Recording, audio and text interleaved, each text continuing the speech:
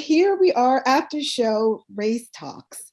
And again, one of the reasons I'm doing race talks is so we can have the very necessary conversation on race and ethnicity. And just to share with people how one can be comfortable talking about these terms and subjects that other people find taboo, because it's not taboo. And if we don't talk about it, we won't end racism, right? We have to be about talking and communicating and discussing things. So we're going to keep it really real here. So for the next 5 or 10 minutes, I'd like to have my guests, which are Tiffany Garriga and Melina Kai, Gigi Molina, share some insight that maybe they couldn't share when we were on air because of the rules, or they forgot to share and now they can share it here, knowing that it will be posted everywhere. Or give an opportunity for listeners who are on my social media page, or maybe even on their social media page, if they wanted to take a look at that, could dialogue with us and give us some feedback. So one of the things that I have brought up here right afterward, it says, wow, Melina and Tiffany, fantastic. So they really liked you guys. They're from Hudson. They said, nice to hear people with both guts and glory. So I want to just ask you guys, let's talk about why does it have to be about guts talking about race and ethnicity the way we have? What do you think about that? Can you say that with the race you said? Yeah, they were like guts and glory. What do you think that's about? That we have to have guts to be able to go on air and talk about ourselves, or to talk about, the reality of America with race and ethnicity and gender identity even? Well, we live in a country of retaliation. So that's to speak up because someone will be coming after you some way, somehow. Well, I know you don't care about that, Tiffany. You have words that you share with people who get on the other side. Got to school I them. do. I care, but it's, we can't be quiet because that's what we are systematically trained to do. And as far as racism goes, that's the moneymaker in this country. Racism is the moneymaker in the country, you said? Absolutely. Why do you think, with all the struggles that Black people have been through with rearranging our books, our history, our culture, but when it comes to politics, we're always getting the end of the stick, so to speak. Our rights, we're still fighting as if we're still in the 50s, in the 30s, and so forth. And every year, there's a movie, a television show, anything to that extent that has to do with racism and slavery or civil rights or just that time era of segregation. They consistently make these movies and television shows every year, and they have it with the top Black actors of that time. And we may get excited during certain scenes when Black people are stepping up to their races, but at the end of the day, it's created to make us feel like stay in your lane. Because if we're doing the same movies and shows in 2022 and then pretend that all these changes has happened, nothing has changed. And I think that's part of what I would consider now white America, in the sense, because this thing with politics, with the voting rights and trying to keep the voting rights out of the hands of people of color, especially in Texas and other predominantly Republican places. It's like there really are fear of a darker America. And it's something that I can't really understand, because the fear isn't really of Black America, it's of being, transported back to the past, like you were saying, where there were, you give rights to Black people, you give rights to all people. So going backwards, it's like it stagnates everyone. I mean, women's rights. We didn't have the rights as women. We couldn't open a checking account. We couldn't get credit. It was, who wants, why? For Black people, that was just something else that we could not do. It didn't, for us, it didn't matter that we were women. The white women had to get the jobs first. So, but going backwards with the whole voting rights and, well, actually, with the money thing, I think that's what you were saying, like maybe before, where now we have grants, right? Did you, Melina, you were talking to me before about the Hudson Coalition, was it Hudson Incubator? The Hudson Community Incubator. Yeah, and that's designed to be helpful to women owning businesses, right? I mean, me and Tiffany were part of it. So Ah, yeah.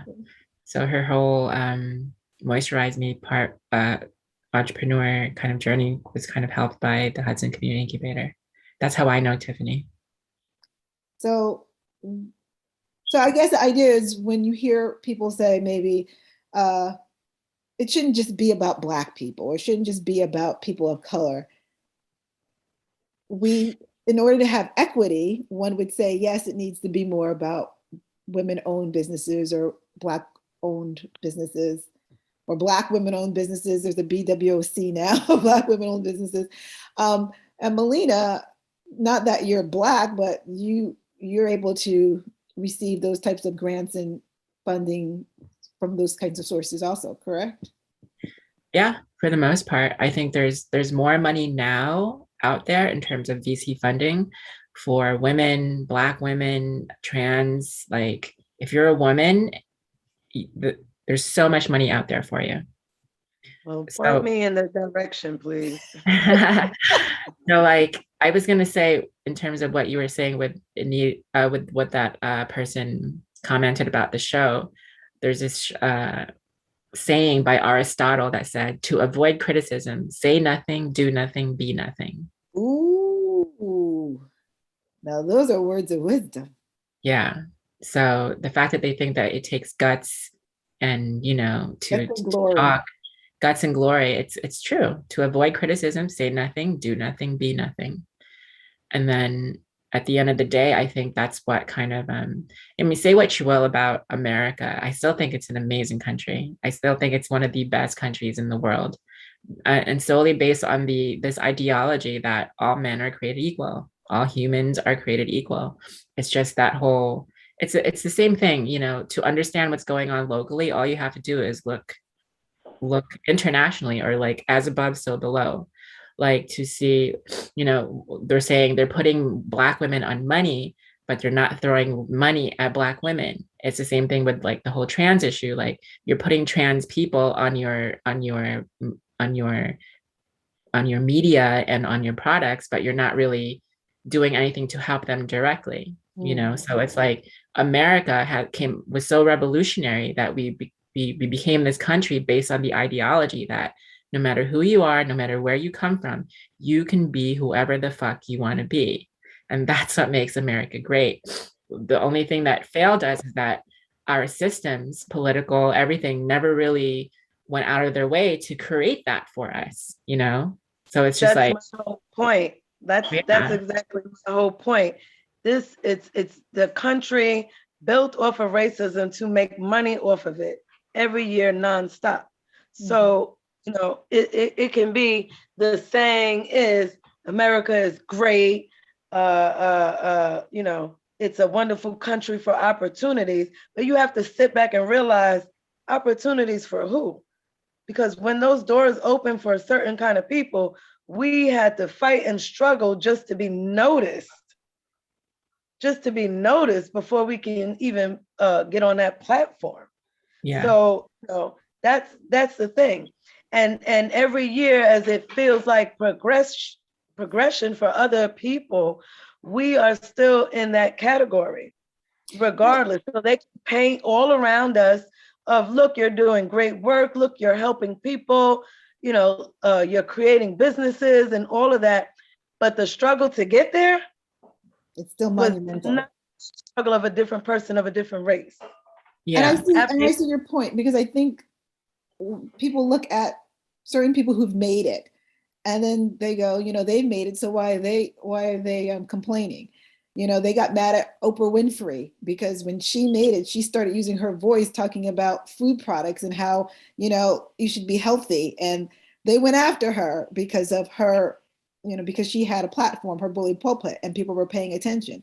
And it's like football players, as long as they're playing football, making the money, but the moment they, take a knee or do anything, then it's not okay. Let's correct that. It's the moment a Black person speaks up to encourage other Black people to step up. So people get confused and think like, Black people are just doing this because they want their way, and then they have their own imagination because they don't have the same struggles. Mm-hmm. We can be two poor people in the same neighborhood and even be neighbors and fill out an application for support, but only one of us gets it. And the other one has to prove with so much paperwork, like, I need it. Even though we live in the same poor neighborhood, we're neighbors living in a building that's made for people who are poor. But when we go to that office for support, I have to show birth certificates and last statements. And even if they felt like it was $1 extra, they'd say, oh, we can't help you. Now, let me ask you, are you talking about two people of color going and getting different treatment, or a person being white American and the other being an African American? I'm talking about a poor white person, could be my neighbor. Yes. Well, there's a story about that. I had a relative who lived in Hudson who actually found that out. She did everything that you're supposed to do to get aid. And that's, the calling of people as welfare moms, right? Back in the day, there's a welfare mom. And she was like, yeah, well, this woman can go and get it. And, my husband's not here. I need support. Oh, let's help you. Your husband's not there. Because I think also there were times where the war was happening. And so the men had to leave to go to the war or something like that. And she went, and they were like, well, the hands crossed. But that was all about racism, right? And choosing the in group and out group. I always say that it doesn't matter. I always say that even if we end racism today, there will still be another ism, because that's what capitalism thrives off of, putting people in groups and then trying to monetize them in essence.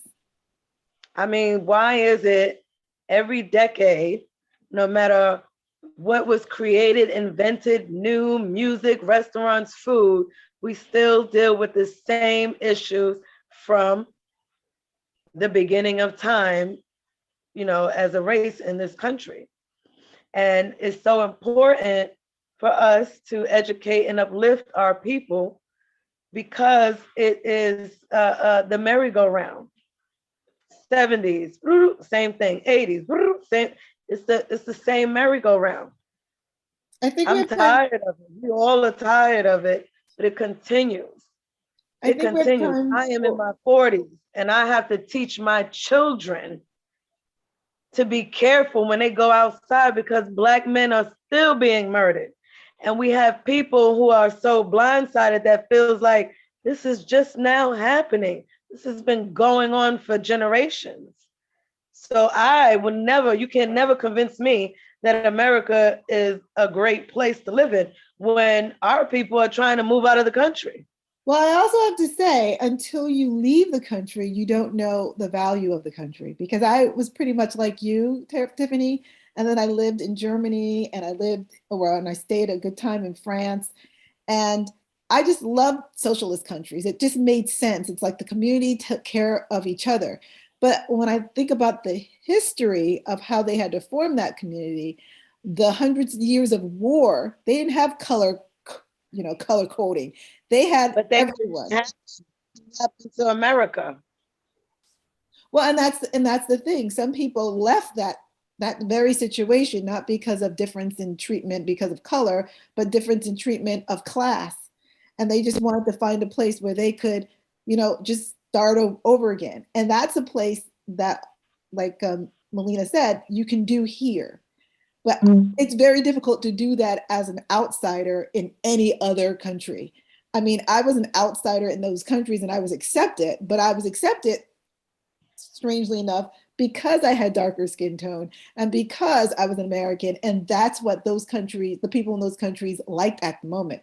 I don't know right now if they still like Americans over there, but the idea is I started to see America as this is a place where we can collectively make it our own, even though we have to put up the fight and struggle, because everyone everywhere struggles in their communities I abroad. don't want to have to fight in a country that I was born in to make it my own.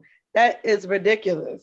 But I that's would what rather happens. go to another country where they look at me and respect me as a Black woman first. Where's that country? Turkey. I'm just saying. I like what Oprah said when she was talking about Africa and how, you know, when she was in places and they would call her beautiful woman, and she was like thinking after the third time she walked into some place and a man looked at her and said she was beautiful, she thought, what's going on here? Because she saw herself as overweight and not so attractive, but they saw her that's as beautiful. That's what America told her. And that's what the world selling newspapers and magazines, the capitalists saw. So I think it's that. But she took herself. You know how do you say you can take the girl out of the ghetto, but you can't take the ghetto out of the girl? She went to another country, but she still brought herself to that country, right? So I think part of it is allowing. I mean, you're always going to be somewhere that's not your environment because of how how you are. So it could be your color, in my opinion, it could be your color, it can be the way you speak or whatever. And, you know, there's an in-group and an out-group no matter where you go. I want to just bring up one last thing, and then I think we're going to have to call it an evening. The South Bronx. Someone mentioned, Tiffany, that you were from the South Bronx, and they said that their great granddad escaped to the South Bronx in the early 1900s from Ireland. What? Yeah, and I don't understand the rest, but they said something about having had an altercation with a landlord in Ireland with the same type of landlords who would go to purchase slaves. So I don't know what that means, but that would go to purchase what? Slaves. Well, that sounds like it wasn't all about Harriet Tubman and the Underground Railroad. It sounded like it was another Underground Railroad in Ireland. That's what it sounds like. Well, if that's the case, then maybe what we're saying is really that thing where, for sure, there's always going to be an ism, right? There's always going to be some humans. There's always going to be some value judgment that people bring on themselves. You know, I'm just going to say there's one thing that we didn't talk about that I wanted to talk about specifically with you two. So maybe this can be the last statement that you each make on the subject or tonight. Hair. We talk about good hair, and bad hair in America. I always thought that if you have hair and you wanted hair, then you have good hair. And then if you didn't have any hair but wanted hair, oops, that's bad hair. But that's totally not the Black to make money off of. Okay, yeah, that's totally not the Black experience. It's like I've had people come up to me and said, "Is this your hair?" And I'm like, "It's on my head." But of course, what were they talking about? You have to understand that this is what I'm talking about. Like, the racism is so thick here. It's not just about, oh, I don't like you because you're Black. It's everything about us. They look at you with a Black woman with long hair and think you should be bald. They think you should have little pickaninnies sticking out of your head because that's the images that they was raised upon to think about us. For me, and that was negative and not positive. Me, they say to me, "Oh, you have good hair, or your hair is long because you're half Hispanic." The Hispanics in my family, not all, but majority of them, had very coarse hair. So that would make me so mad because, like, my hair, I don't have curly long hair and that I can just wet like an average Puerto Rican. But why can't coarse hair be great hair? It's hair. Nobody, it's yours. Say it wasn't. I'm saying how people look at you outside of our race. Automatically, they're looking at you like, why does she have long hair? What is she mixed with? Yeah, or is it exactly. Or is it an attachment? Right. Well, that's what's gonna. They don't think that Black women can grow long hair because that is a stigma of racism. And that was a term that I was going to bring up, but as usual, we had a term biracial and that kind of thing. I know for me, I love the thick Asian hair. It's always looking to me so shiny and everything. Do people comment on your hair, Melina? Well, yeah, they do, but I'm the only one with thick, long, luscious hair in my family. What else do they have in your family? I'm kind of just like short, really thin, stereotypical limp Asian hair. Really? That's not my experience. Well, I know in a movie, the Barbara Streisand was in a movie, and she mentioned she would iron her hair, and the white people. This is when people who say it again. A lot of white people did that. That was their original flat iron. Right, and other white people in the movie, they were like, "Really? You what? You don't really." So it's like it's so strange that even, and I'm here to say from watching, outwards, that every community has that in-group and out-group, right? Where they find something to batter you down with.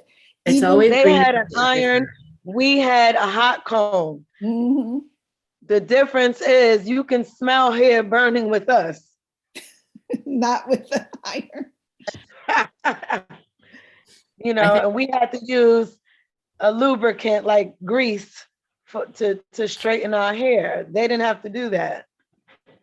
I think what it comes down to is that every community, social group that you belong to, we all have like this whole, it's greener on the other side. Like even in Philippines, there's colorism where lighter skinned Filipinos are looked at as more smarter, just better in every way, just because their skin is lighter, while they're darker Filipinos who are considered like crap just because of their color of their skin, and yet we're all Filipinos. And it's like that in every community you can think of. Like you look at white people, if their hair isn't blonde instead of brunette or red, they're not considered, worthy. Or if their eyes aren't blue, they're not considered worthy. But there are white people with dark hair and dark eyes. So like you go in any direction possible, this array of humanity, and every subgroup within that subgroup is always taught that it's greener on the other side. So you have to hate yourself. And that insecurity, that self-hatred is what fuels capitalism. Because if we were taught the reality of our reality, that as human beings, we're born perfect. We're children of God. We are born perfect. And what we're doing is really unlearning the bullshit of every fucking, I'm sorry, can we curse? No, you can curse on this. We're not on the radio. We're literally unlearning the bullshit that we were taught. And once you unlearn that bullshit, you start to realize that we're all a lot more similar than we realize. Because at the end of the day, nobody wants their neighbor, whether they're Black, gay, trans, rich, poor, whatever, nobody wants their neighbor to die. Everyone wants the ability to create their own joy and happiness for themselves. Like this is all bullshit. Well, you know what? I'm laughing, Melina, because I was looking at Tiffany, because we're watching ourselves, of course, on Zoom here. But I am 100% behind you when you say that. That's how I feel. But wait, Tiffany.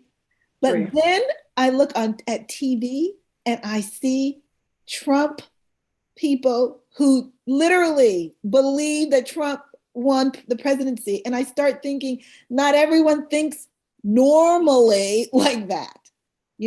That makes sense to me, but I can't, but I think and thankfully people not in my sphere, there are people outside my sphere that don't think like that they look at somebody else and they don't want you to survive. Well, here's the thing. Ignorance and fear is a bitch. Yeah. Literally, ignorance and fear affects everybody. But Ignorance and fear is the number one killer of free will. That's it. That is true.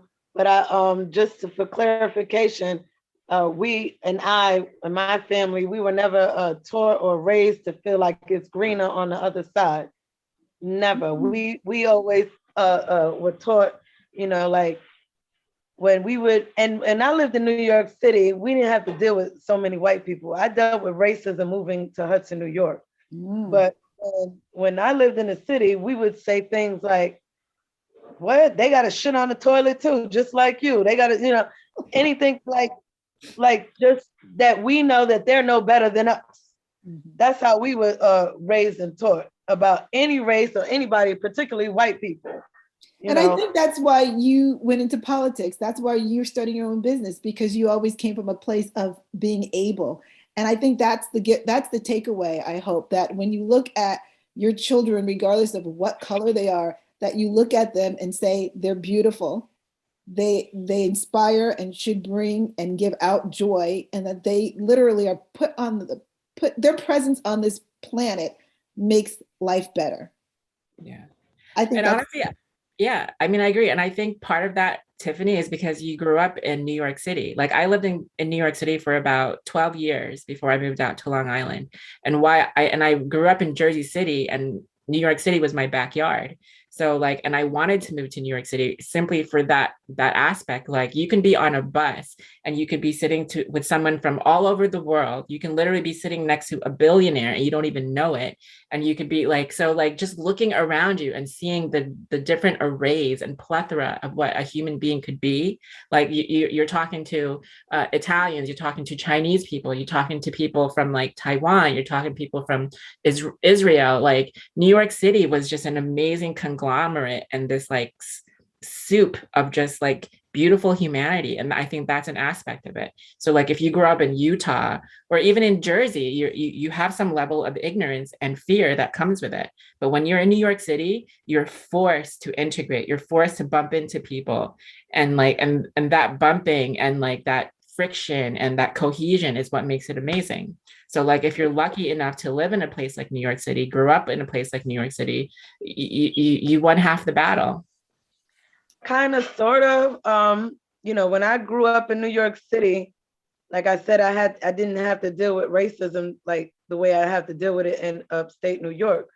But when I lived in New York City, we barely saw white people unless you wanted to go to Manhattan, like deep in Manhattan. Like other than that, like we just saw Koreans and Chinese and Hispanics of all backgrounds, and Black people and Africans, and that's how we live.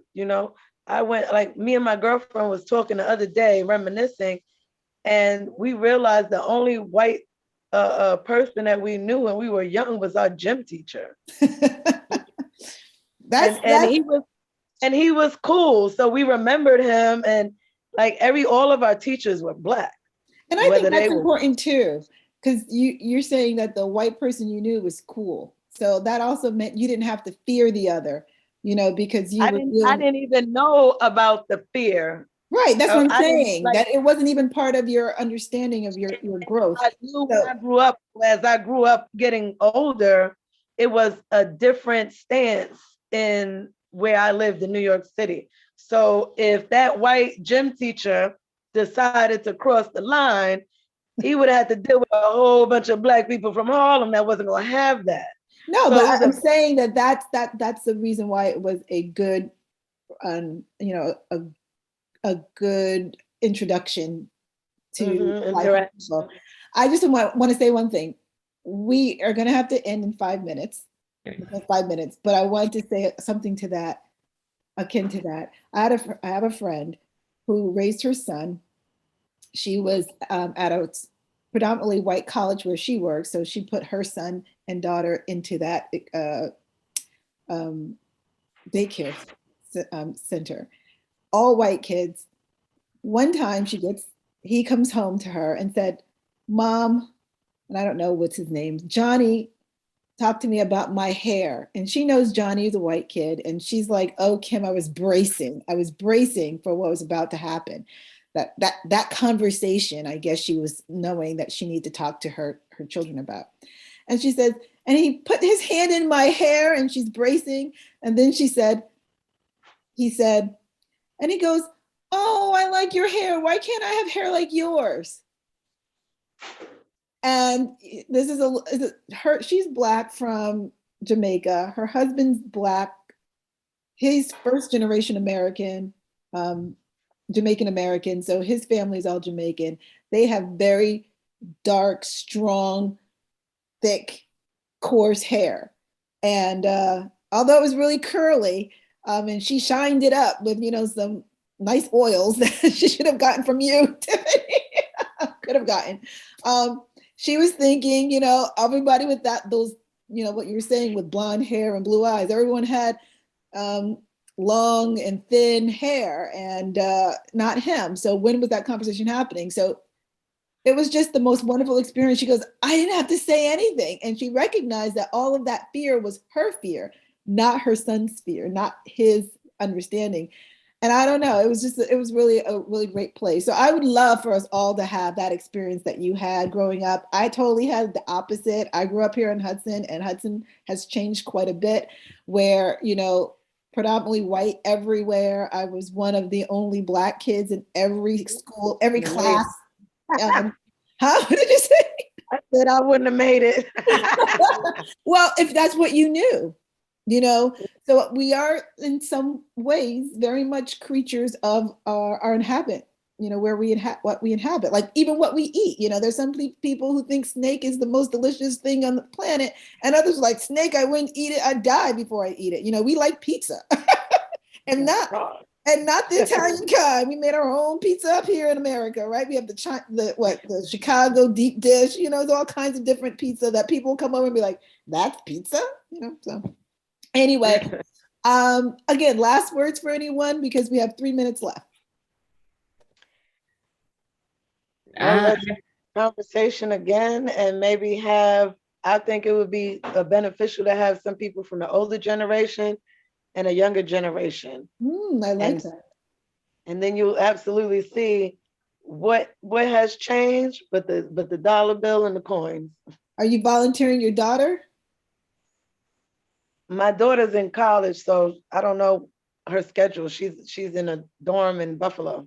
Okay, well, we'll think about that. Maybe we'll have mother and daughter on. If she wants to be a part of it, I'll let her know, but I don't know her schedule from when you want to do the next one. Okay, we'll see. Lena? I'm going to end it with the old white man saying, to avoid criticism, say nothing, do nothing, be nothing. And on that note, we're all some things. We'll never know about that statement. Thank you again, ladies. I will share this post with you so that your followers and friends can see it. And of course, know all of who we are. We're awesome women, all trying to make it and looking to reach out and help others. So if you want any more information about either one of these two amazing entrepreneurial, wonderfully high-spirited women, contact me and I'll get you in touch with them. Lovely, lovely conversation. Thank you, ladies. Thank you. Thank you.